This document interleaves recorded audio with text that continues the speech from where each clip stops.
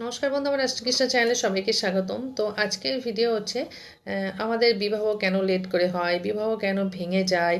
ঠিক আছে, সব কিছু ঠিক হয়ে গেল কিন্তু কোনো না কোনো কারণে সেটা হয়তো কারোর কোনো কথায় বিয়েটা ভেঙে গেল। এরকম কিন্তু কতকগুলো আমাদের অশুভ গ্রহ কিন্তু দেখতে হবে।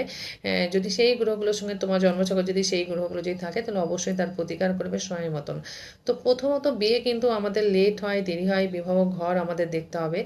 এবং কতগুলো প্ল্যানেট কিন্তু আমাদেরকে দেখতে হবে, যেমন হচ্ছে বিয়ের হচ্ছে সপ্তম ঘর, লগ্ন, এগুলো কিন্তু আমাদের খুব ভালো করে দেখতে হবে।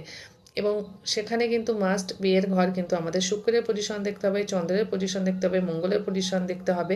ঠিক আছে, এবং আমাদের লগ্ন ঘর কিন্তু দেখতে হবে। লগ্ন ঘরে যদি তোমার বন্ধু কারো শনি থাকে তাহলে কিন্তু বিয়ে লেট হবে। শনি যদি সপ্তম ঘরে বিয়ের ঘরে থাকে তাহলে কিন্তু বিয়ে লেট হবে।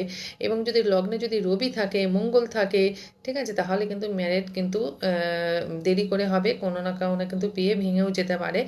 আর মঙ্গল যোগ যেটা আমাদের বিবাহের ক্ষেত্রে খুবই এটা ইম্পর্টেন্ট। মঙ্গলিক দোষ নিয়ে অনেক ভিডিও করেছেন অনেক অ্যাস্ট্রোলজাররা। তো মঙ্গল কিন্তু যদি আমাদের প্রথম ঘরে থাকে, চতুর্থ ঘরে থাকে, সেকেন্ড ঘরে থাকে, অষ্টম ঘরে থাকে, সপ্তম ঘরে থাকে, দ্বাদশ ঘরে থাকে, তাহলে কিন্তু মঙ্গল দোষ এসে গেলে কিন্তু সেক্ষেত্রেও কিন্তু আমাদের বিয়ে লেট, দেরি বা ম্যারেড লাইফ কিন্তু অশান্তি হতে পারে। সেই কিন্তু মঙ্গল দোষ কাটিয়ে তারপরে বিয়ে করতে হবে।